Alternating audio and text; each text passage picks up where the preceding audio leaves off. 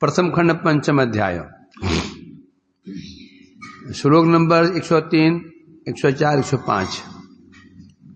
तो इसमें नारद जी दिखा रहे हैं कि कृष्ण किस प्रकार से द्वारकावासी जो यादव लोग हैं उनकी भक्ति के वशीभूत होकर के जो लीलाएं उन्होंने वैकुंठ में नहीं की, द्वार अयोध्या में नहीं की, वो लीलाएं यहां कर रहे हैं द्वारिका में। और इस प्रकार से यादवों को अनिर्वचनीय सुख प्रदान कर रहे हैं, जो सुख द्वारका के पार्षद अयोध्या के पार्षद को प्राप्त नहीं हुआ। तो इसमें श्लोक तो हो गए थे। ये शाम दर्शन संभाषा स्पर्शानुगमन आसनय भोजन उद्वहा शयन तथा अन्य देह के दृढ़। यहां बता रहे थे यह यादव वो आपके साथ भगवान का संबंध दो प्रकार का है। एक दैहिक संबंध है, उससे बढ़कर है प्रेम का संबंध। कई बार दैहिक संबंध होते हुए भी आस्वादन नहीं हो पाता यदि प्रेम नहीं हो तो। देह का संबंध भी है, प्रेम का संबंध भी है। स्पेशली जो भगवान के जो परिवारी जन हैं उनके साथ संबंध दैहिक है, और यादव लोग हैं उनके संबंध क्या है? प्रेम का संबंध है। हाँ, तो कल हम कहां तो पहुंच गए थे? अच्छा ठीक है। तो यहां कह रहे थे कृष्ण केवल स्वयं ही आनंदित तो होते हैं, आनंदित हैं यादवों की भक्ति को ग्रहण करके, ऐसा नहीं है, बल्कि वो यादवों को भी अधिक आनंद प्रदान कर रहे हैं। इन 3 श्लोकों में यही कहा जा रहा है जैसे यादवों के साथ दर्शन आज दैहिक संबंध प्रेम संबंध के द्वारा आबद्ध होकर कृष्ण विलास कर रहे हैं। एक संबंध तो यादवों के साथ में उनका दर्शन हो रहा है, संभाषण हो रहा है, वार्तालाप हो रही है, स्पर्श हो रहा है आपस में। तो छोटे हैं वो कृष्ण को प्रणाम करते हैं, स्पर्श करते, चरण स्पर्श करते हैं। जो समान आयु के लोग हैं कृष्ण के साथ आलिंगन आबद्ध हो जाते हैं, और जो बड़े हैं कृष्ण को आशीर्वाद देते हैं उनको सिर को स्पर्श करके। इस प्रकार से बता रहे एक दैहिक संबंध हुआ, और ही प्रेम संबंध के द्वारा किसी का दैहिक संबंध है, किसी का प्रेम का संबंध है। जो उनके परिवारी जन है उनके साथ में दैहिक संबंध हुआ। जो परिवारी जन नहीं है, सामान्य यादव हैं, उनके साथ क्या संबंध है? प्रेम का संबंध है। तो और दैहिक संबंध और प्रेम संबंध के द्वारा कृष्ण उनके वशीभूत होकर के द्वारका में विभिन्न लीलाएं करते हुए उन यादवों को असाधारण सुख प्रदान कर रहे हैं। अब प्रश्न उठता है कृष्ण वहां पर कृष्ण विलास कैसे कर रहे हैं, कैसी लीलाएं कर रहे हैं, विलास कैसे कर रहे हैं? नंबर को सेकंड क्वेश्चन है, वो यादवों की प्रेम भक्ति को वर्धन करते हुए प्रेम भक्ति को कैसे वर्धन कर रहे हैं? 2 बातें यहां पर कहा ना। हे यादवो, भगवान आपके साथ विलास करते हैं, विलास करते हुए आपके भक्ति सुख को बढ़ा रहे हैं। पहला ये क्वेश्चन ये था कि भगवान कृष्ण यादवों के साथ विलास कैसे कर रहे हैं। नंबर 2, उनकी प्रेम भक्ति को कैसे बढ़ा रहे हैं। लक्षण कैसे पहचानेंगे हम कि यादव लोगों को कृष्ण प्रेम भक्ति उनके प्रेम भक्ति को बढ़ा रहे हैं? लक्षण चाहिए ना, कोई लक्षण होने चाहिए। और वहां पर विलास कर रहे हैं, तब कह रहे हैं यहां पर कृष्ण जी किस प्रकार से यादवों की प्रेम भक्ति को बढ़ा रहे हैं, प्रेम को बढ़ा रहे हैं। उसका लक्षण यह है, उसका लक्षण क्या है? क्या बताया था? ये बताया था ना, प्रेम संबंधे आत्म संबंध तो अधिक बद्ध स्वर्गापवेक्षाम चित्वा भक्ति वर्धयन। कृष्ण क्या कर रहे हैं? यादवों के हृदय से स्वर्ग की इच्छा, अपवर्ग की इच्छा ही चित्वा, स्वर्ग सुख भोग करने की इच्छा और मुक्ति की इच्छा जो थी, चित्वा, उनकी इच्छाओं को उन्होंने छेदन कर दिया, नष्ट कर दिया। नष्ट करते हुए भक्ति को बढ़ा रहे हैं, ये लक्षण हो गया। उनकी भक्ति बढ़ा रहे हैं, क्या लक्षण है? क्या लक्षण है? अब ये हम ही लोग हैं, हम कैसे समझेंगे हमारे हृदय में भक्ति बढ़ रही है या नहीं बढ़ रही है? हमारी भक्ति बढ़ रही है नहीं बढ़ रही है, इसका लक्षण क्या है?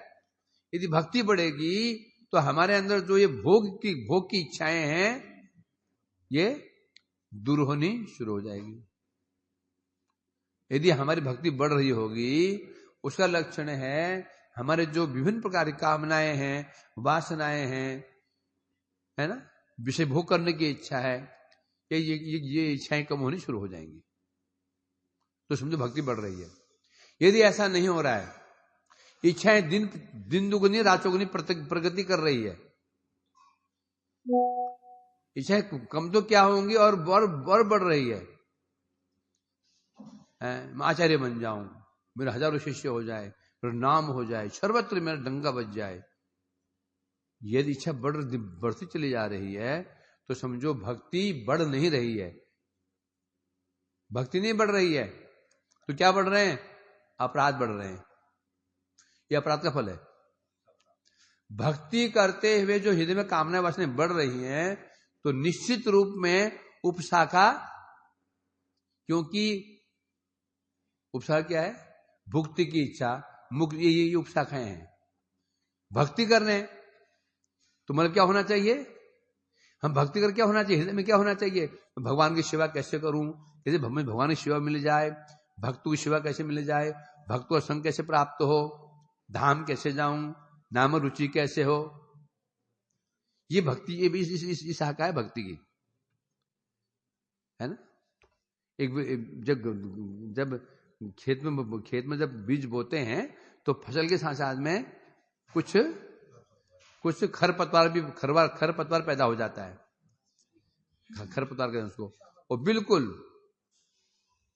श्यामा घास हो, कोई भी घास हो, उसको उखाड़ना पड़ता है। नहीं उखाड़ोगे और फसल दब जाएगी, वो घास बढ़ जाएगी। वो खाद जो भेजेंगे, खाद जो है ना, वो खाद को ग्रहण कौन कर लेगा? वो खरपतवार। धान, जो गेहूं धान है, वो उसको ग्रहण नहीं कर पाएगा। उसी प्रकार से हमारे फिर कामनाएं वासनाएं रहेंगी। जो हम श्रवण कर रहे हैं, कीर्तन कर रहे हैं, स्मरण कर रहे हैं, बंधन कर रहे हैं, इसका जो प्रभाव कौन ले लेगा? इसको उपशाखा ले लेंगे। तो भक्ति करते हुए यदि हमारे इसमें कामना वासनाएं बढ़ रही हैं तो सोच लेना चाहिए कि निश्चित रूप में कहीं हमसे अपराध हो रहे हैं।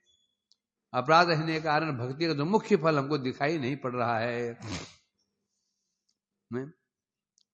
तो इसलिए कह रहे हैं यहां पर तो सिद्ध हो गया, जो यादव लोग हैं उनके ना उनके स्वर्ग जाने की इच्छा है, ना उनको मोक्ष की इच्छा है। स्वर्ग जाने की इच्छा नहीं, मोक्ष की इच्छा नहीं है, सिद्ध हो जाता उनके अंदर उनकी भक्ति बढ़ रही है। उनकी क्या इच्छा है? उनकी एक ही इच्छा है, हम सदा सर्वदा कृष्ण के साथ ही विहार करें, उनका दर्शन करें, उनकी सेवा करें, तो सिद्ध हो जाता है उनकी भक्ति बढ़ रही है। कृष्ण ने उनकी भक्ति को बढ़ाया है। यही कारण है कि उनके हृदय में ना मोक्ष की इच्छा है ना स्वर्ग की इच्छा है। क्यों नहीं है? कारण क्या है?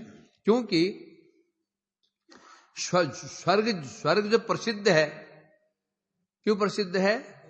पारिजात वृक्ष के लिए, सुधर्मा सभा इत्यादि, वो सब कहां पर है?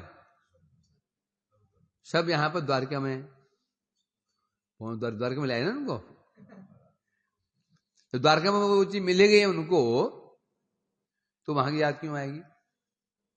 अतः बता रहे हैं यहां पर उनकी इच्छाएं उनकी इच्छाएं नहीं है स्वर्ग जाने की, और रही मोक्ष की बात, उनके मोक्ष की अभिलाषा भी नहीं है। क्योंकि कारण क्या है? उनकी एक इच्छा रहती है कैसे भगवान का स्पर्शन करें, दर्शन करें, तो मोक्ष की इच्छा उनके अंदर नहीं है। अब बता रहे हैं यद्यपि यादवों का जन्म मरण नहीं है, जो उनका जन्म मरण हमारा है, इसलिए जो मोक्ष की ओर, स्वर्ग की ओर कौन भागेगा? कौन भागेगा? हमारे जैसे लोग भागेंगे, जो क्या बद्ध जीव है, जो उनके निश्चित परिकर हैं वो कभी उसको नहीं भागेंगे। यदि भी यादव उनके जन्म मरण तो नहीं है, ना तो जन्म है न मरण है। क्यों नहीं है? क्योंकि वो भगवान के पार्षद हैं, तथापि भगवान के साथ इस पृथ्वी में बार बार अवतरित होते हैं। यादव का जन्म मरण नहीं है, तो भी जगत में भगवान के साथ अवतीर्ण होते हैं, आते हैं और साथ जाते हैं। जगत में क्यों आते हैं? भगवान की सेवा करने के लिए आते हैं, जो उनकी लीला में सहायता करने के लिए आते हैं और फिर चले जाते हैं। तो उनका जन्म क्या है? वैष्णव नाम जन्म कर्म जो न विद्यते, है ना, जन्म कर्म वैष्णव नाम न विद्यते। फिर विष्णु अनंत, हाँ, क्योंकि वैष्णव का जन्म कर्म नहीं होता। उनका जन्म जो होता है वो भगवान की इच्छा से आते हैं, भगवान की सेवा के लिए आते हैं, मरण में नहीं होता, भगवान के साथ चले जाते हैं धाम में। परंतु वो जो बात कही गई है ये तुम्हारे हमारे लिए नहीं कही गई है, नित्य सिद्ध परिकर भगवान के उनके लिए कही गई। तो इसलिए यहां कह रहे हैं यहां पर तथापि, इसलिए उनकी स्वर्ग, जब वो भगवान के साथ जगत में आते हैं साथ चले जाते हैं, बद्ध जीव है नहीं, जन्म मरण है नहीं, तो उनकी अपवर्ग की इच्छा तो स्वतः ही नष्ट हो गई। याद होंगे अपवर्ग बोला मोक्ष, मोक्ष अपवर्ग कहा गया है। यद्यपि अपवर्ग मोक्ष का नाम नहीं है, अपवर्ग नाम है भक्ति का। जैसे मोक्ष मुक्ति किसका नाम है?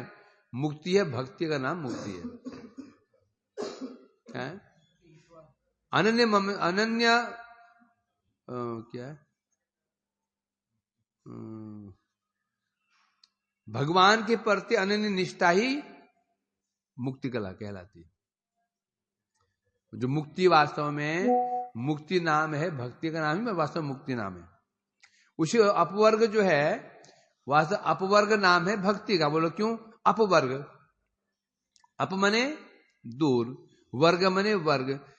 जहां पर चार वर्ग दूर चले जाते हैं उसे अपवर्ग कहते हैं। पवर्ग, जहां पर चार पवर्ग हैं, चार वर्ग दूर हो जाते हैं, जहां चार वर्ग नहीं है उसे कहते हैं अपवर्ग। चार हैं, कवर्ग, चवर्ग, टवर्ग, तवर्ग, अपवर्ग, ये पांच वर्ग हैं।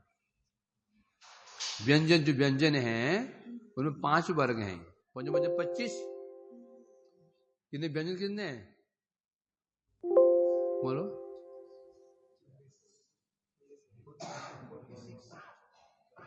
39 होंगे, किलो ना। पांच वर्ग 25 हो गए। य रो लो वो सौ कितने हो गए? 25 और 8 33, 36 है। पांच वर्ग हो गए। म य र ल व सौ 25 8 33 होते हैं। उसको नहीं मानते क्योंकि वो अपने आप में नहीं है। छ क्यों नहीं है? क और मूर्धन्य स्व से छ बनता है, ये इनको नहीं माने जाते।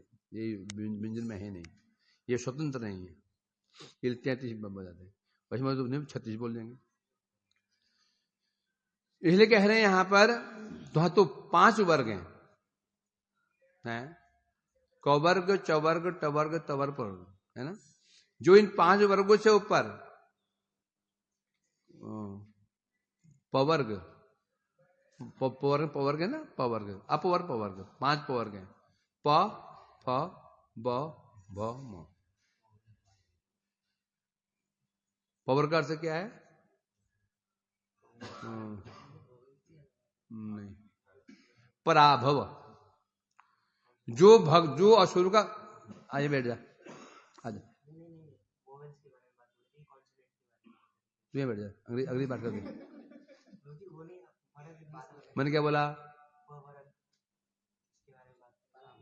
तो बाद में पूछ सकते हो। ये कौन बात कर रहा है? नहीं आवाज आ रही फोन की पे। मैं क्या बोल रहा हूँ, क्या बोल रहा है?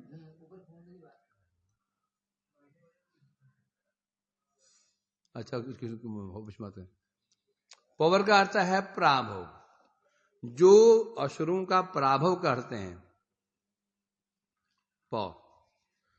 फवर्ग फौरता फेनिल वक्तृता, जो असुरों के मुख से फेन प्रकाशित निकलवा देते हैं।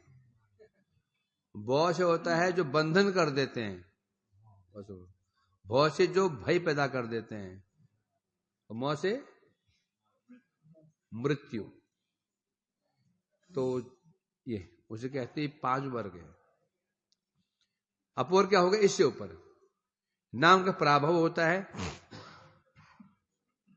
ना उनके फैलने वक्तृता होता है, ना बंधन होता है, ना भय होता है, ना मृत्यु होती है। वह है भक्ति, भक्त जिसे कहते हैं अपवर्ग। वास्तव में अपवर्ग भक्ति है, मोक्ष अपवर्ग नहीं है। परंतु बोल देते हैं। क्यों बोल देते हैं? क्योंकि जो मुक्ति का जो स्थान है ये ब्रह्मांड नहीं है।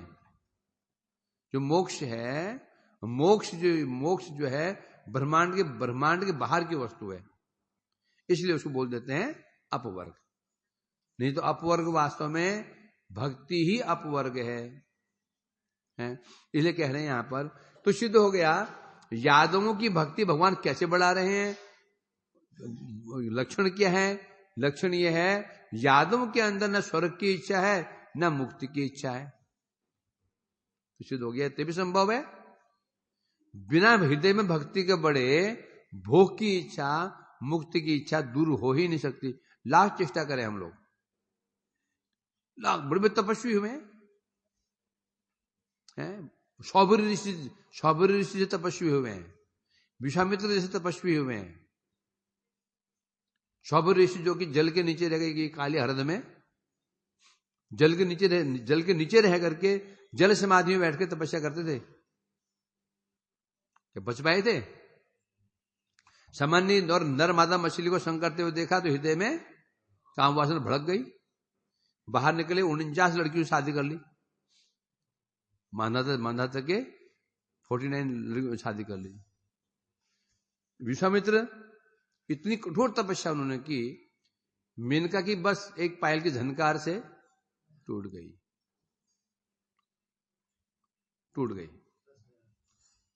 तपस्या करने के पश्चात ऐसे कई उदाहरण ऐसे हैं। कारण क्या था?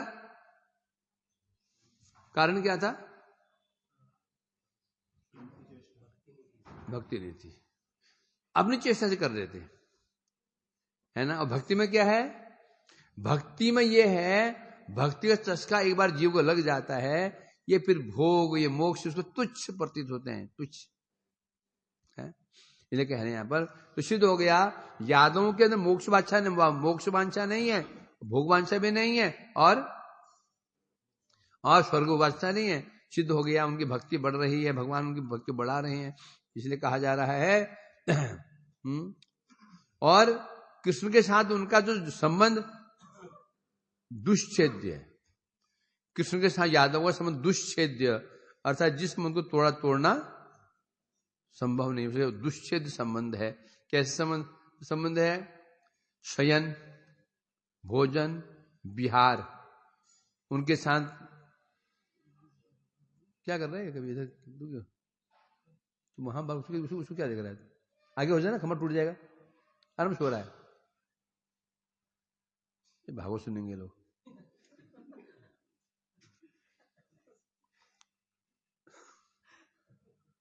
शयन, भोजन, विहार, अर्थात कृष्ण के साथ में शयन भी करते हैं ये यादव लोग, भोजन भी करते हैं और विहार भी करते हैं।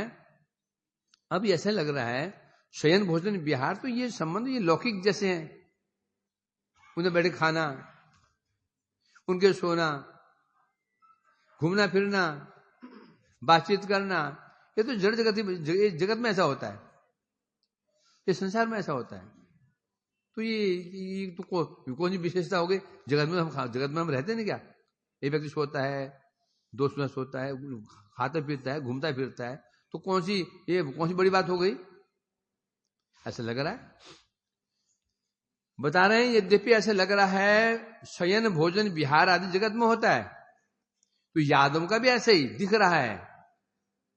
ऐसे भगवान उनसे प्रेम करते हैं, कोई उनका पुत्र है, कोई उनका पौत्र है, कोई परपोता है, पत्नी है, भाई है, कोई मंत्री है, जगत में जैसे होता है ऐसे ऐसे दिख रहा है। परंतु होने पर भी बता रहे हैं यहां पर भी अंतर क्या है, लौकिक जैसा है, लौकिक जैसा है, लौकिक नहीं है, लौकिक जैसा है। इसलिए कहा है ना क्या, अपराकित, जो ब्रज का जो ज्ञान कैसा है, अपराकित लोग, अपराकित ज्ञान है। ज्ञान किस बार होता है, कौन सा? प्रत्यक्ष, परोक्ष, अपरोक्ष, अधोक्ष, अपराकित। प्रत्यक्ष ज्ञान जो है ये हमारे सामने है, जो जिस ज्ञान को, जो ज्ञान हम अपने इंद्रियों से प्राप्त होता है। आंख से देख पा रहे हैं, हला है, हरा है, पीला है, काला है, लंबा है, मोटा है, काला है, गोरा है ना। हाथों इस पर ज्ञान हो जाता है, ये सख्त है कि नरम है, गीला है कि सख्त है। नाक से ज्ञान हमको होता है, ये मोगर की सुगंध है या गुलाब की सुगंध है, दुर्गंध है कि सुगंध है। जीवा से हम अनुभव होता है, कड़वा है, मीठा है, कसैला है कि नमकीन है ना। जो ज्ञान हमें इंद्रियों से प्राप्त हो सके, प्रत्यक्ष, प्रत्यक्ष, अश्विन इंद्रियां, जो ज्ञान हमें इंद्रियों से प्राप्त हो सके उसे कहते हैं प्रत्यक्ष ज्ञान। ये जगत का ज्ञान, जगत ज्ञान क्या है, प्रत्यक्ष ज्ञान है। जगत में जितने ज्ञान, सारा ज्ञान प्रत्यक्ष है,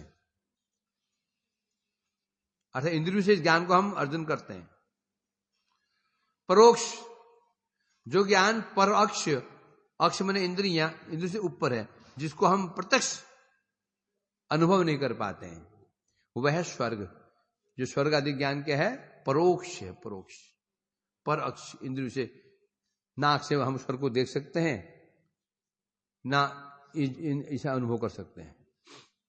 उसके ऊपर है अपरोक्ष, कौन, वो क्या है, मोक्ष। प्रत्यक्ष ये ब्रह्मांड जहां विराजमान है ना। और परोक्ष स्वर्ग से आरंभ करके सीधे ब्रह्मा जी के लोक तक, ये परोक्ष है। ब्रह्मांड पार करके बिरजा नदी पड़ी, बिरजा नदी पार करते जो परले पार पर एक लोक है, उसे कहते हैं मुक्ति लोक, सिद्ध लोक, मुक्ति लोक। वह है वहां का जो ज्ञान उसे कहते हैं अपरोक्ष ज्ञान। फिर उस मुक्ति लोक के ऊपर सदाशिव लोक, सदाशिव से आरंभ करके सीधा वैकुंठ, वैकुंठ का जो ज्ञान उसे कहते हैं अधोक्षज। क्या कौन सा ज्ञान है, अधोक्षज। उसके ऊपर फिर जो ब्रज का ज्ञान कौन सा है, अपराकित। ऐसे लग रहा है सबसे सुंदर नाम अधोक्षज है। ब्रज का ज्ञान अपराकित, प्राकित मतलब प्राकित में जड़, ये अपराकित, प्राकित सब लग गया इसमें नहीं। अर्थात जो ब्रज का जो ज्ञान है वो अपराकित है, अपराकित में प्राकित की भांति। वैकुंठ में प्राकित भांति नहीं है, प्राकित की भांति क्यों बोला, खड़ा हो जा, आराम से, शाबाश, वेरी गुड। प्राकित क्यों बोला, ये शादी ब्याह, बाल बच्चे पैदा करना, पालन पोषण करना, ये सब क्या है, ये प्राकृत है। वैकुंठ में है ये ऐसा नहीं, ये विवाह, शादियां, जन्म तन्म, ये सब है, ये प्राकृत है। ब्रज में क्या है, मथुरा में भी जन्म है, विवाह है, बच्चों को जन्म, संतान उत्पत्ति भी है, संतान की विवाह भी है, और विवाह के लिए भी लड़ाई झगड़े भी हैं। बहू को लाने के लिए कृष्ण गए थे ना, कहां गए थे, शमरासुर के पुरी में गए थे, और बहू को लाने के लिए अनिरुद्ध को भोग लाने के लिए। लड़ाई हुई नहीं भाई, हुई ना। तो इसलिए ब्रज में क्या है, देखो कृष्ण बड़े झूठ बोलते हैं, भूख लगे तो गुस्से में आकर बर्तन तोड़ देते हैं। बच्चे क्या करते हैं, गुस्सा आए तो क्या करते हैं, बर्तन तोड़ देते हैं, गुस्से में फेंक देते हैं बर्तनों को, बर्तन तोड़ देते हैं, झूठ बोल देते हैं, जूठा खा लेते हैं, गुस्से में गुस्सा भी आ जाता है? ये प्राकृत।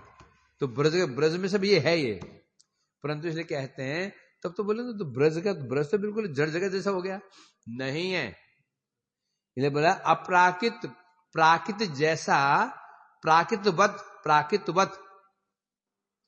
प्राकृत जैसा है। बोलते हैं ना, अरे क्या बोलते हैं, अरे आप तो मेरे क्या है, पिताजी के समान है, आई बैठे सिर बैठ जाइए, बोलते हैं ना, पिताजी नहीं है वो, पिताजी के समान कहते हैं हम उसको, कहते हैं ना, अरे आप तो अपने गुरु जी के समान है, या उसके समान, इसके समान कहते हैं ना।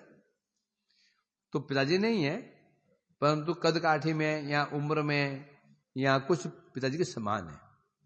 उसी प्रकार से सब सर्वश्रेष्ठ ज्ञान कौन सा है, अप्राकृत, परंतु वहां शब्द जुड़ा है प्राकृत, अर्थात ब्रज का जो ज्ञान है अपराकृत, प्राकृत की भांति है।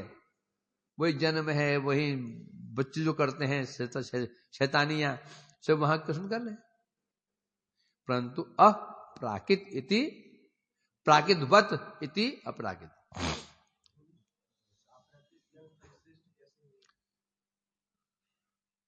सोचो कल बताना मेरे को।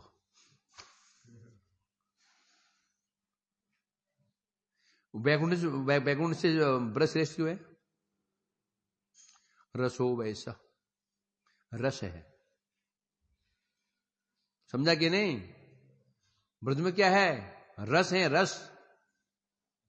और रस कहां पर आएगा, जहां प्राकृत भाव आ जाएगा, जहां पिता पुत्र भाव है, जहां मां पुत्र भाव है, जहां मित्र भाव है, जहां प्रेम प्रेमिका भाव है, तो वहीं तो रस आएगा। वैकुंठ में ये वहां पर है, वहां ना भगवान का कोई भाई है, ना मां है, ना बाप है, भगवान अनाथ है। कहां पे, वैकुंठ में भगवान अनाथ है, ना बाप है ना मां है, कोई नहीं। पत्नी है भी तो चुपचाप बैठी रहती है, ये ऐसा कर दो कर देती है, फेंक बैठ जाती है। लक्ष्मी देवी, भाई है कोई उनका, माता पिता है, तो रस कहां से आएगा। ब्रज में क्या है, अप्राकृत, प्राकृत की भांति है, इसलिए रस वहीं पर ही आता है, क्योंकि ब्रज में रस है। परंतु होने पर भी प्राकृत जैसा है, प्राकृत नहीं है। इसलिए श्रेष्ठ है। ब्रज की श्रेष्ठता क्यों है, क्योंकि वो अपराकृत है। वैकुंठ के अधोक्षज, मतलब होता है बिल्कुल विलक्षण है, बिल्कुल विलक्षण, कुछ अजीब सा ही है। कैसा है, अजीब सा ही है, अजीब सा, ये बड़ा वो अजीब सा है, अजीब सा है। बोलते यार ये इसी दोस्ती मत करो, बोले क्यों, ये ना अजीब सा है, होता नहीं जगत में, ये इसी बात करने की इच्छा नहीं होती। क्यों नहीं होती, कुछ अजीब सा है, अजीब सा, अजीब मतलब जो कुछ दिखा नहीं, कभी दिखा नहीं ऐसा, समझा क्या नहीं। और वैकुंठ कैसे अजीब सा है, मतलब क्या, ना वहां जन्म है, ना वहां पर ब्याह शादियां हैं, ना संतानें हैं, और वैकुंठ और ब्रज क्या है, हाँ ये हमारे जैसा है, यहाँ जन्म भी है, यहाँ पर वो क्या है, नामकरण भी हो रहा है, यहाँ पर वो शरारतें भी हो रही हैं, यहाँ पर गोचारण भी हो रहा है, इसलिए अपराकृत है। कृष्ण लोग अपराध करने से पूरा मानना पड़ेगा, अयोध्या में अपराकृत में आएगा, अयोध्या अपराकृत मानना पड़ेगा, पूरा नहीं, कुछ अपराकृत मानना पड़ेगा। इसलिए कह रहे हैं यहां पर, हाँ तो कह रहे हैं कृष्ण के साथ यादवों का संबंध है दुश्चेद्य है, क्योंकि उनके साथ शयन करना, भोजन करना, विहार करना आदि कार्य करते हैं। परंतु शयन भोजन जो कर रहे हैं, भाई शयन भोजन तो किसके साथ में होता है, अपने परिवार के साथ में होता है, लोगों के साथ में होता है। भगवान के साथ में कौन शयन करेगा? कौन भोजन करेगा उनके साथ में? ये तो लगता है कि कोई कृष्ण जो है फिर कोई सामान्य ही है, ऐसे लग रहा है, पर ऐसा नहीं है। क्यों नहीं है? क्योंकि उनका जो संबंध है, यादवों का संबंध जो कृष्ण से है, वो संबंध दैहिक नहीं है। इस जगत में पुत्र का पिताजी क्या संबंध है? दैहिक संबंध है। क्यों संबंध है? क्योंकि पिता के देह से उत्पन्न हुआ है पुत्र।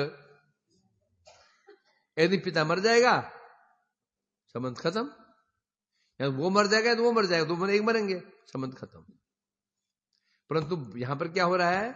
यादव भगवान के नित्य सिद्ध पार्षद हैं, उनका जन्म ही नहीं है। भगवान के साथ आते हैं, भगवान के साथ जाते हैं, इसलिए उनका भेद नहीं है। इसलिए कह रहे हैं यहां पर तो सामान्य वो नहीं है। यहां तक ये बता रहे हैं बल्कि आत्मिक संबंध से भी अधिक उत्कृष्ट प्रेम संबंध है। अर्थात बताइए, एक आत्मिक संबंध, एक प्रेम संबंध, एक आत्मिक संबंध। यूं समझो जैसे ये मेरा भाई है तो उसे प्रेम कर रहा हूं मैं, ये मेरे पिताजी तो प्रेम कर रहा हूं मैं, मित्र है तो प्रेम कर रहा हूं मैं। ये संबंध के आत्मिक। दूसरा संबंध क्या है? दूसरा क्या है? प्रेम संबंध। उसमें कुछ ये तो आपको क्या लगता है? कुछ लगता नहीं कुछ, प्रेम है। अर्थात वहां पर शरीर का संबंध नहीं है। गुरु शिष्य संबंध क्या है? ये प्रेम संबंध। यहां कोई शारीरिक कोई संबंध नहीं है। तो भी चलो दीक्षा संबंधी आ जाता है, दीक्षा दिया। वैष्णव क्या संबंध होता है? ये प्रेम संबंध एक प्रकार से, क्योंकि यहां पर कोई कारण बस वैष्णव में अच्छा लगता है हमको, प्रेम।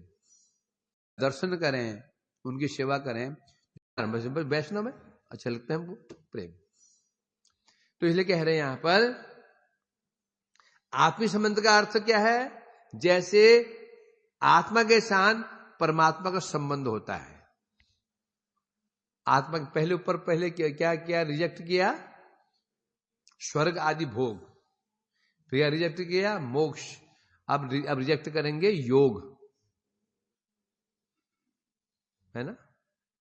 पहले क्या रिजेक्ट किया? स्वर्ग माने कर्म। स्वर्ग किसका फल है? कर्म का। कर्म को रिजेक्ट क्रॉस कर दिया। फिर आया मोक्ष। मोक्ष किसका फल है? ज्ञान को रिजेक्ट कर दिया। अब आया योग। कर्म, ज्ञान। जगत में साधन कितने हैं? जगत में साधन कितने हैं? आनंद मोहन, जगत में साधन कितने प्रकार के हैं? ये साधन है सदानंद, ये साधन ही साध्य है। मूर्खानंद ये साध्य तो साध्य कह रहा है। 4 ही साधन जगत में है, कर्म, ज्ञान, योग और भक्ति। एक कर्म है, कुछ लोग कर्म कर रहे हैं, कुछ ने कर्म पर त्याग कर दिया, ज्ञान का अवलंबन कर दिया, कुछ ने मुक्ति का अवलंबन किया है, कुछ ने भक्ति का अवलंबन किया है। तो 4 साधन हैं, कर्म, ज्ञान, योग और भक्ति, है ना? तो इसलिए कह रहे हैं यहां पर, तो इनमें से कर्म का फल क्या है? भोग। उन्होंने पहले बोल दिया यादवों को स्वर्ग जाने की इच्छा नहीं है। स्वर्ग किसका फल है? कर्म का। तो मतलब कर्म से ऊपर है। यादवों के मुक्ति इच्छा भी नहीं है, वो ज्ञान से भी परे है। अब योग आत्मिक संबंध, आत्मा के साथ परमात्मा का जो संबंध है, आत्मा के साथ परमात्मा उसे बोलते हैं आत्मिक संबंध। ये भी निकृष्ट है। जो प्रेम प्राप्त है यादवों को, जो प्रेम प्राप्त हो रहा है, उस प्रेम के समक्ष ये जो योगियों का योगी लोग जो हैं, इनका सुख क्या है? तुच्छ है। कैसे? यम नियम, आसन, प्राणायाम, धारणा, ध्यान, समाधि। अष्टांग योग के तो जो सुख प्राप्त होता है उसे कहते हैं क्या? वो सुख है परमात्म सुख। क्या कहते हैं उसको? परमात्म सुख। तो इस सुख से भी श्रेष्ठ कौन सा है बता रहे हैं। यादों को जो सुख प्राप्त हो रहा है तो सिद्ध हो गया, यादों को सुख प्राप्त हो रहा है उस सुख के समक्ष क्या? ना तो कर्म का फल भोग का सुख है, ज्ञान का फल मोक्ष का सुख है, योग का फल सिद्धि का सुख है। तीनों सुख नहीं है। अर्थात सिद्ध हो गया यादों की, किसने यादों की प्रेम भक्ति को बढ़ा रहे हैं। प्रेम भक्ति बढ़ेगी तो जो तीन है ना, कर्म, ज्ञान, योग, भक्ति, जब भक्ति बढ़ेगी तो तीनों जो साधन वो तुच्छ हो जाएंगे। जब भक्ति बढ़ेगी तो तीनों साधन तुच्छ हो जाएंगे, और भक्ति नहीं बढ़ेगी तो तीनों साधन क्या रहेंगे? प्रबल रहेंगे। तो सिद्ध हो गया यहां पर। तो यहां पर सिद्ध बता रहे हैं तो यादवों का जो प्रेम मिल, जो सुख मिल रहा है वो क्या है? स्वर्ग आदि भोग से, मोक्ष से, योग से भी उत्कृष्ट है यादवों का संबंध। भगवान इसलिए बता रहे हैं दुश्छेद प्रेम द्वारा आबद्ध है। इसलिए यादवों के अंदर क्या विशेषता है? मतलब प्रेम है। प्रेम है परम पुरुषार्थ। पंच पुरुषार्थ क्या है? धर्म, अर्थ, काम, मोक्ष। ये चार पुरुषार्थ है। इनका पंचम पुरुषार्थ है प्रेम। प्रेम है पुरुषार्थ शिरोमणि। वो प्रेम विराजमान है यादवों के हृदय में। उसी प्रेम के वशीभूत श्री कृष्ण है। इसलिए कृष्ण उन यादवों को छोड़ दुश्छेद्य, कृष्ण चाहे तो भी उससे मुक्त नहीं हो सकते हैं दोनों ओर से। ना तो भक्त चाहकर भी भगवान को छोड़ भगवान से मुक्त हो सकता है, ना भगवान मुक्त हो सकते हैं। जैसे हमने जो रस्सी से बांध दिया है ना, वो मुक्त हो सकता है कब? यदि मैं रस्सी खोल दूं तो, मैंने इसको बांध दिया रस्सी से, खोल दूं तो मुक्त हो गया। या उसने आपको खोल लिया किसी चतुराई से। ये प्रेम संबंध ऐसा है, एक बार प्रेम रोग लग गया किसी को, वो भक्त चाहे अब मैं प्रेम को भूल जाऊं, अब उसके बस की बात नहीं है। यदि प्रेम हो गया भगवान से, वो भक्त चाहकर भी वो प्रेम को तोड़ नहीं पाएगा अभी। बोले ये अपराध करे तो भी नहीं, अपराध भी करेगा ना वहां तो भी नहीं छोड़ेंगे उसको, उसको सुधार देंगे। भगवान चाहे कि मैं इसकी प्रेम से तोड़ दूं, ना भगवान तोड़ पाएंगे, ना भगवान मुक्त हो पाएंगे, और ना भक्त उनको मुक्त कर पाएगा चाहकर भी। ऐसा संबंध है, ऐसा संबंध है। प्रेम का संबंध इतना खतरनाक शब्द है प्रेम है। क्या लगा ये है? तो इसलिए कहते हैं यादव का कृष्ण के साथ जो संबंध है दुश्छेद संबंध है। क्यों संबंध? प्रेम का संबंध है। और प्रेम ना टूटता है ना तोड़ा जाता है। टूट भी नहीं सकता ये, और तोड़ा भी नहीं जा सकता है। ये कह रहे हैं यदि प्रश्न हो कि प्रेम संबंध का सुख कैसा है, यादवों के साथ कृष्ण का जो संबंध है प्रेम का संबंध है। जो उनकी परिवारी जन है, जैसे बलराम जी हो गए, रोहिणी जी हो गई, वसुदेव जी हो गए, उग्रसेन जी हो गए, और जो उनकी रानियां हैं, इनके संबंध क्या है? ये संबंध दैहिक संबंध है। जो यादव लोग सामान्य यादव हैं उनके साथ तो दैहिक संबंध नहीं है, वहां तो प्रेम का संबंध है। अब यहां बता रहे हैं तो जो प्रेम संबंध का सुख, जो कृष्ण जो अपने यादवों को प्रेम संबंध का सुख दे रहे हैं, या फिर यादव लोग प्रेम संबंध सुख का आस्वादन कर रहे हैं। पहली बड़ी बात तो यह है, ये सुख दिया नहीं जाता है, प्रेम सुख दिया नहीं जाता है, ना प्रेम सुख लिया जाता है। समझे कि नहीं? प्रेम सुख तो अपना भी प्राप्त होता है। जैसे शिष्य ने गुरु की बड़ी सेवा की, है ना। आप गुरु सोचे मैं उसको सुख दे दूं, दे देंगे सुख उसको? थोड़ी सुख निकाल ले उस जेब में डाल दिया, बस जैसे गुरु जी प्रसन्न हुए सुख मिल गया। समझा क्या नहीं? तो सुख दिया नहीं जाता, सुख तो अपना प्राप्त होता है। जिसकी हम सेवा कर रहे हैं यदि वो खुश हो गया, सुख मिल गया हमको। ये तो खुश नहीं हुआ, सुख नहीं मिला हमको, ये तो होता है ना। मतलब हम पर डिपेंड नहीं करता है सुख। हम जो जिस सेवा कर रहे हैं वो सेवा को ग्रहण कर रहा है। वो ग्रहण करना भी कैसे होता है? दो प्रकार से ग्रहण करते हैं। ये लाया है, क्या करें, ये पराठे बनाकर लाए हैं, नहीं खाएंगे मन खराब हो जाएगा, मतलब खा लेते हैं मन मार के। अब जब मन खराब हो जाएगा बेचारे की, आगे भक्ति ना छोड़ दे। एक होता है प्रश्न होकर खाना, होता नहीं होता है, बड़ी व्याकुलता से चटकारे ले खाना, चटकारे लेके। पहले कह रहे हैं यहां पर वो प्रेम संबंध का सुख कैसा है? उत्तर में कह रहे हैं वो सुख क्षण क्षण में नव नवायमान है। जो प्रेम संबंध का सुख कृष्ण का है क्षण क्षण में नव नवायमान है, इसलिए वो नित्य है। इस जगत में जो सुख है नव नवायमान नहीं है। है क्या? रसगुल्ले के बड़े बड़े बड़ा प्रेम था, एक खाया, दो खाया, तीन खाया, बस आराम, और नहीं चाहिए, बोलता ना। परंतु कृष्ण ये जगत का रस ऐसा ही है। जगत का रस ऐसा है, या तो दो चीजें होंगी, या तो पीने वाले का मन भर जाएगा या रस खत्म हो जाएगा। ये रस नित्य नहीं है। या तो रस खत्म हो गया और है क्या, और नहीं है, खत्म। इच्छा तो पीने की बेचारे की, या फिर पीने वाले पेट भर का रस है। ये प्रेम रस ऐसा है, ये कभी खत्म नहीं होगा।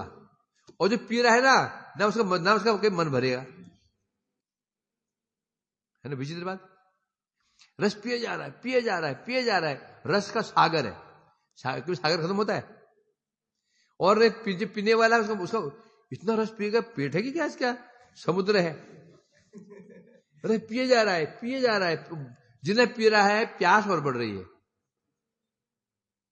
प्यास और बढ़ रही है, इसे कहते हैं प्रेम रस।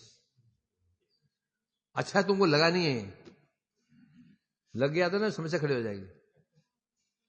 इसलिए कह रहे हैं यहां पर क्षण क्षण नवनवायमान।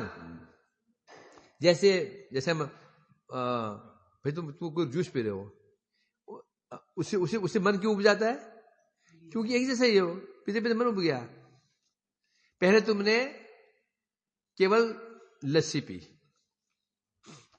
है ना, फिर थोड़ा कुछ देर बाद उसमें थोड़ा सा कुछ जीरे पीस करके काल में डाल दिया, फिर पिया, फिर थोड़ा बर्फ और मिला दी, क्या होगा? टेस्ट बढ़ जाएगा। परंतु कब तो बढ़ाओगे उसको, कब तो बढ़ाओगे उसको, है ना। सीधी बात है, एक ही रुपये पियेंगे उसको तो मन भर जाएगा, है ना। परंतु कृष्ण प्रेम रस है, ये क्षण क्षण में नवनवायमान है। मतलब एक क्षण पहले जब भक्त ने कृष्ण को देखा, जो सौंदर्य था, अगले क्षण सौंदर्य वो नहीं है। देखा आजकल ना, एक मैं देख रहा था, वो दुकान में परिक्रमा कर रहा था, कृष्ण की फोटो थी, आंखें बंद खुल गई। आज ऐसा ना, मैं फिर पीछे मुड़ा, मैंने ये क्या हुआ? फिर खुल गई दुकान। ऐसी फोटो बन रही है आजकल, वो है ना, आंखें कृष्ण, आंखें पलके पड़ रही हैं। कहां देखा? बाजारों में है, फोटो है ऐसे ऐसे आंख खुल जाती है। मैं ये क्या मैं देख रहा हूं? वास्तव में ऐसा। फिर पीछे मुड़ा, फिर क्या, फिर दिख रहे हैं। अरे मैंने कहा ये तो फोटो है, इसे फोटो है। तब आंख खोले जो, है ना, क्या क्या बनाते हैं लोग। तो ये कहते हैं नवनवायमान। एक क्षण पहले जब भक्त कृष्ण को देखता है जैसे होते हैं, अगले क्षण वैसे नहीं होते हैं। कृष्ण ने कहा ना, मन माधुर्य राधा प्रेम दोहे होड़ करी, क्षण क्षण बाड़े क्यों नहीं हारी। कृष्ण कह रहे हैं मेरा मेरा मेरा माधुर्य राधा जी का प्रेम, मेरा माधुर्य राधा जी के प्रेम ये क्षण क्षण बढ़ते हैं। राधा जी का प्रेम, कृष्ण माधुर्य एक डिग्री बढ़ा तो प्रेम 2 डिग्री बढ़ा राधा जी का। तो जब बढ़ा तो फिर जब 2 डिग्री प्रेम बढ़ गया राधा जी का, तो माधुर्य कृष्ण का 4 डिग्री हो गया, तो प्रेम राधा जी का 6 डिग्री हो गया। कृष्ण कह रहे मेरे माधुर्य राधा जी का प्रेम बढ़ता रहता है, होड़ लगी हुई है, क्यों नहीं हारी। आज तो कोई हार नहीं पाया, आज तक मेरे माधुर्य राधा जी का प्रेम दो में कोई हार नहीं पाया। आज ना तो राधा जी का प्रेम शांत हो पाता है, न मेरा माधुर्य शांत हो पाता है। इसलिए कह रहे हैं यहाँ पर तो वो जो सुख, जो कृष्ण ने सुख प्रदान कर रहे हैं यादवों को, वो सुख कैसा है बता रहे हैं, वो क्षण क्षण में नवनवायमान है। इसलिए ना तो भक्त बोर होते हैं ना भगवान बोर होते हैं। क्यों भक्त बोर क्यों नहीं होते हैं? कि वो भगवान को नए नए रूप में आस्वादन कर रहे हैं। वो तो भगवान बोर क्यों नहीं होते हैं? भगवान को भक्त में नए नए भाव दिखाई पड़ते हैं, है ना। इसलिए अतएव अतएव जो सुख है, जो द्वारका में जो सुख प्राप्त हो रहा है यादवों को, सीधी सी बात है, अत्यधिक सुख होने के कारण सीधा कहते हैं अनिर्वचनीय, अर्थात वचन के द्वारा उसका निरूपण नहीं कर, क्योंकि जगत में है ना कोई, जगत में ऐसे कोई वस्तु है जो क्षण बढ़ती रहे, संभव है? नहीं है। फूल है, वो जैसा है ऐसा ही है, रस है जैसा वैसा ही है, उसका स्वाद बढ़ता नहीं है। परंतु कृष्ण का सौंदर्य माधुर्य क्या है? बढ़ता चला जा रहा है, इसलिए अनिर्वचनीय। तो वो प्रेम सुख कैसा है इसका वर्णन करना असंभव, इसे कहते। अतः नारद जी कह रहे हैं, अतः हे यादवो, वो जो सुख है ना, उस सुख का वर्णन करने में मैं समर्थ नहीं हूं। तुम जो सुख का आस्वादन कर रहे हो उसका वर्णन मैं नहीं कर सकता। अभी आशंका हो सकती है। अब वह सुख देह संबंधी सुख है। बलराम जी कृष्ण के भ्राता हुए, रुक्मिणी आदि महेश उनकी पत्नियां हुई, उद्धव जी उनके मित्र हुए। ये जो संबंध है, ये संबंध, ये सुख क्या है? ये देह संबंधी प्रेम संबंधी उत्पन्न कहां से हुआ है? देह संबंध से। जगत में है ना, मैं इसे बहुत प्यार करता हूं। क्यों प्यार करता हूं? मेरे पिताजी हैं, मैं बहुत प्यार करता हूं, बच्चे, ये मेरा पुत्र है। ये संबंध क्या है? देह संबंध है। कोई ऐसे कह दे क्योंकि यादवों का कृष्ण जो संबंध है वो देह संबंध से है, क्योंकि कृष्ण यादव कुल में आए हैं, तो यादव है ना, तो देह संबंध हो गया। कृष्ण ने जन्म लिया यदुकुल में, यादव हो गए, और जिन यादव उनके मित्र हो गए, बंधु बांधव हो गए। तब तो ये तो देह संबंधी सुख होता है, और देह संबंधी सुख क्या होता है? अनित्य होता है। देह संबंधी अनित्य क्यों होता है? कि देह हमेशा रहेगा नहीं। आज मैं जब ब्राह्मण कुल में हुआ तो ब्राह्मण मेरे पूज्य है, यदि हमें कोई ब्राह्मण है, मैं उसकी निंदा नहीं कर रहा हूं, घर की निंदा। क्यों ब्राह्मण की निंदा? ब्राह्मण ऐसे होते हैं, लालची होते हैं, बड़े कपटी होते हैं, ठगते हैं, उसे कैसे लगेगा? कैसे लगेगा? उसको बहुत बुरा लगेगा उसको। एक वैश्य है, बनिया है, वैश्य है, उसी में गाली नहीं पकड़ा हूं। ये बनिए बड़े ही लालची होते हैं, इनका पेट ही नहीं भरता है, वो जो बनिए बैठा उसे कैसे लगेगा? एक क्षत्रिय है, ये क्षत्रिय लोग बड़े ही क्रूर होते हैं, बड़े ही अहंकारी होते हैं, कैसे लगेगा उसको? कैसे लगेगा? अच्छा लगेगा उसको? नहीं। क्यों नहीं लगेगा?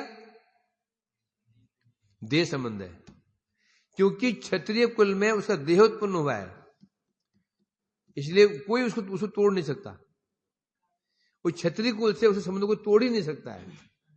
तोड़ सकता क्या? क्योंकि वो उस कुल में उत्पन्न हुआ है। तो यहां कह रहे कृष्ण ने यदुकुल में जन्म लिया तो यादव हो गए हो, तो ये संबंध कौन सा हो गया? ये संबंध शारीरिक हो गया, दैहिक संबंध हो गया, और दैहिक संबंध कभी नित्य होते नहीं है। तो क्या ये मान लें जो यादवों में कृष्ण में जो प्रेम है वो प्रेम के दैहिक प्रेम है? इस जगत में जैसे होता है बड़ा प्रेम है, पिताजी मर गए प्रेम खत्म, या पुत्र मर गए पिताजी मर गए खत्म, पत्नी मर गई पति मर गए प्रेम खत्म, ऐसे मान लें क्या? ये शंका आई है, शंका। ये समाधान कल पढ़ेंगे। वांछा कल्पतरुभ्यश्च कृपा सिन्धुभ्यो न पावनो